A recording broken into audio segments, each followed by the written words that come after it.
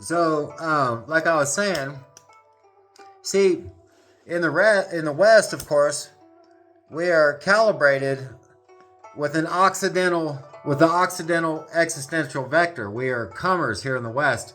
Reality is coming at us. We are experiencing reality passively in the sense that it is happening to us instead of us happening to it. Thus, our ridiculous overcorrection, I guess you could say, our ridiculous attempt to establish outposts of order in the sea of chaos.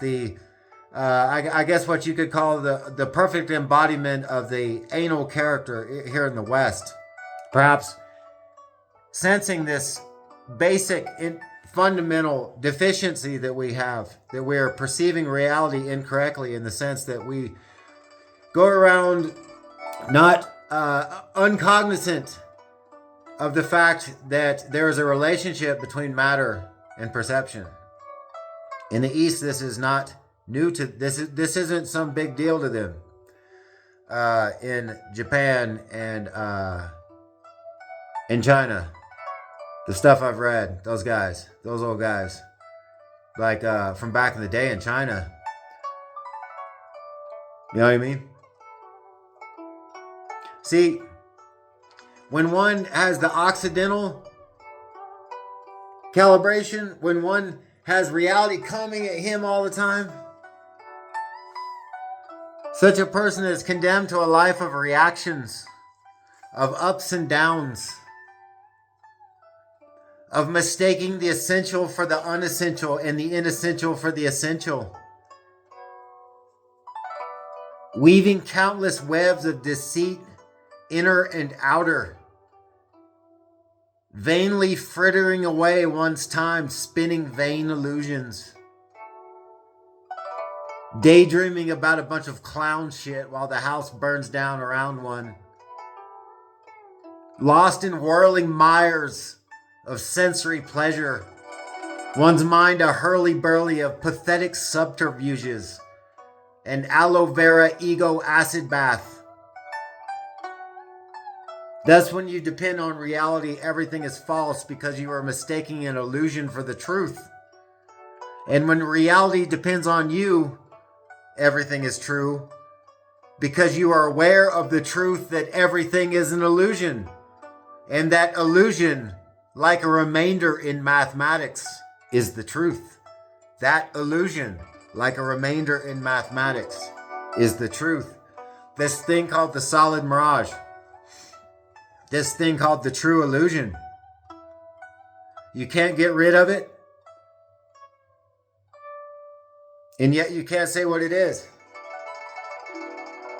Try to turn off your light. Try to turn off your lamp. Close your eyes and look at it. That's consciousness when you close your eyes. That's what consciousness looks like. Just because nobody ever talks about it doesn't mean it's not fucking so. I'm doing it right now. I do it all the time. I'll talk about it in later videos. It's exquisite. See, when you close your eyes, you're seeing consciousness. Look at all those colorful swirls, little tiny little dots, little swirly things. Guess what that is? That's human consciousness. You're seeing it. Just because nobody talks about it doesn't mean it's not fucking so. Just because it's not in a book doesn't mean it's not fucking so. Just because the Zen masters didn't talk about it back in the day doesn't mean it's not fucking so. When I close my eyes, I see my mind. Hey man, what did Bodhidharma say? He said, what is Zen? He says, beholding the mind.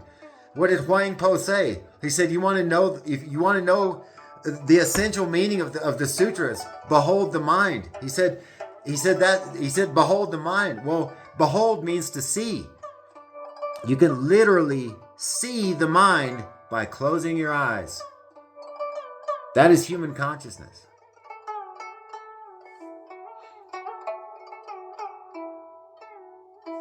So, the true illusion. Everything you see around you, the true illusion.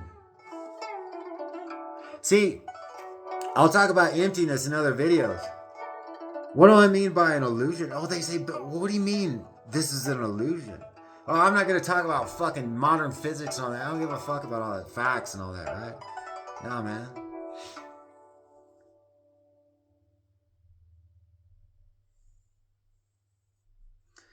It's empty.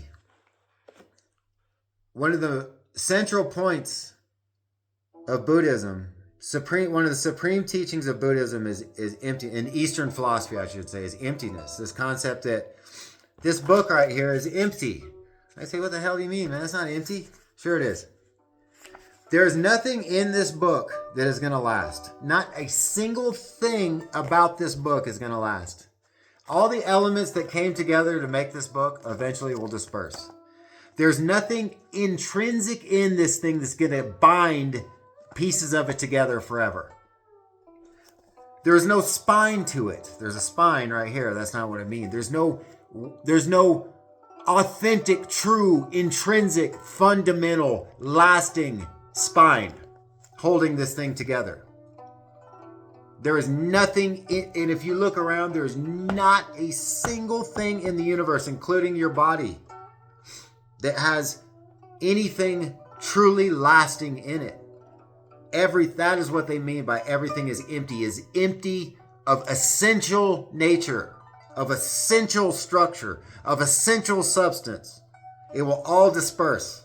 All the elements that came together to make this will disperse. Me too, this thing.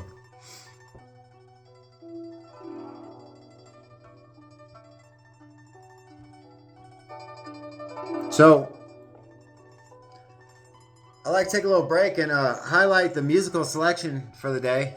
I recognize this one. Let's see if I'm right. This is the milking song. Let me see if I'm right.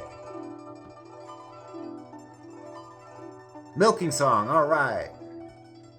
No, I was wrong. This is Liu Yang River.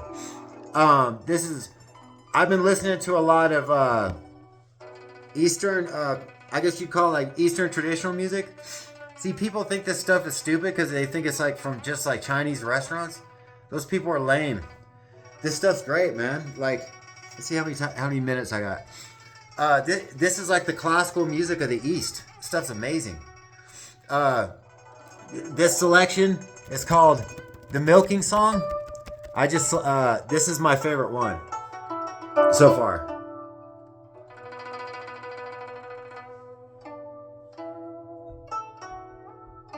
See, music. There's a staff. If anybody can read music, I can't. But if you read music, it's 5 lines, right? The 5 lines correspond to the 5 senses. Okay? Just because it's not in a book doesn't mean it's not so. The 5 lines on the staff correspond to the 5 senses. Think about it. Notes. When I'm going about my day, my mood either goes up, it goes down, or it stays the same. In like manner, as we move through time in a song, and you watch the staff, a note either goes up, it goes down, or it stays the same. See, the music is a sort of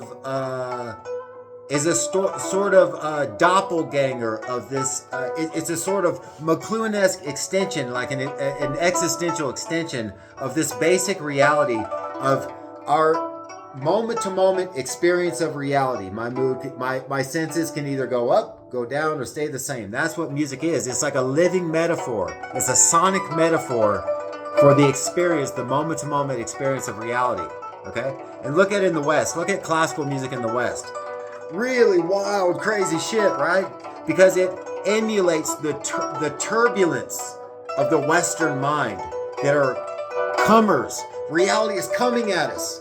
Everything is a grand tragedy. You're not going to talk about grand tragedies when you go into China in the 9th century. They'd laugh at you. Or China in the 8th century or whatever, they'd laugh at you. They say, quit taking yourself so seriously. Okay? Because they're projecting reality. They're goers. Okay? So listen to this music. Charming. It's just charming. You know?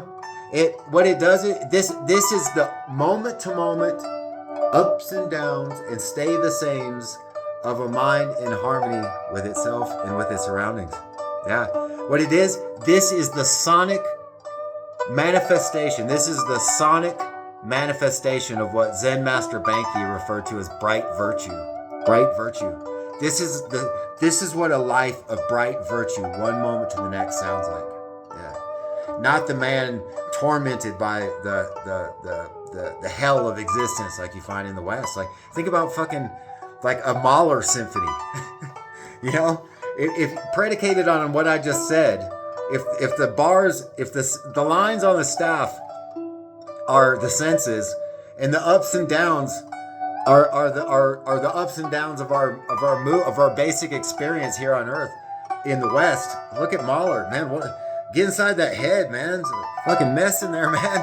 It's serious business in there. A lot of pain, a lot of chaos, right?